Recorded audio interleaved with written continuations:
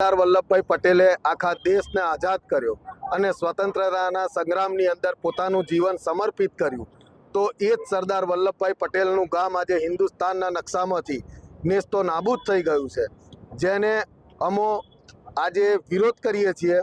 અને અમારું ફોકસ જે ગામ ગયું એના ઉપર નથી.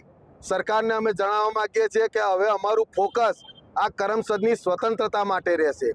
સરકાર અમારા જે આવેદનપત્રને આપવાના છીએ જે એના ઉપર વિચાર કરે, નહીં તો આગામી દિવસોની અંદર ગુજરાતના ખૂણે ખૂણે અમે આ સરદારના ઘરેથી સરદારના ગામેથી નીકળેલી જે જ્યોત છે એને આંદોલન સ્વરૂપે જન જન સુધી પહોંચાડીશું. કરમસદ એટલે સરદાર વલ્લભભાઈ સાથે જોડાયેલું એક ગામનું નામ છે. આપણે વિકાસના નામે તમે જે વિકાસ કરો છો અમે અમારો સહયોગ છે સૂર પુરાઈએ છીએ, પણ આ એક રીતે જોતા કરમસદનું નામ ભૂસાય એ યોગ્ય નથી. કારણ કે તમે જ્યારે વિદેશ જતા હો, વિદેશની ઘણી બધી કૃતિઓ જોઈને અહીં ભારતમાં ઇમ્પ્લિમેન્ટ કરો છો, બહુ આનંદની વાત છે, એને વિકાસના રૂપે લઈ શકાય. પણ આ એક આપણો ઇતિહાસ ભૂસાવાની વાત આવે ને ત્યારે આપણું મન ખાટું થતું હોય છે.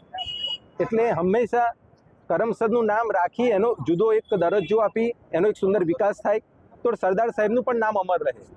આવનાર પેઢીઓ સુધી આપણે જાગતું રાખવાનું છે, આપણે કામ કરવાનું છે. આપણે સરદાર સાહેબની એક ટોલેસ્ટ મૂર્તિ જેને કહેવાય, બહુ ઊંચી વિશ્વની મૂર્તિ એવી બનાવી અને સરદાર સાહેબનું નામ જો અમર કર્યું હોય તો ગામનું નામ આપણે પૂછવાની ક્યાં વાત આવે છે પછી? એટલે આ એક વિચારવા જેવું છે, સમજવા જેવું છે સરકાર. અમારી તમામ માહિતીથી અપડેટ રહેવા માટે જોડાયેલા રહો S9 ન્યૂઝ સાથે.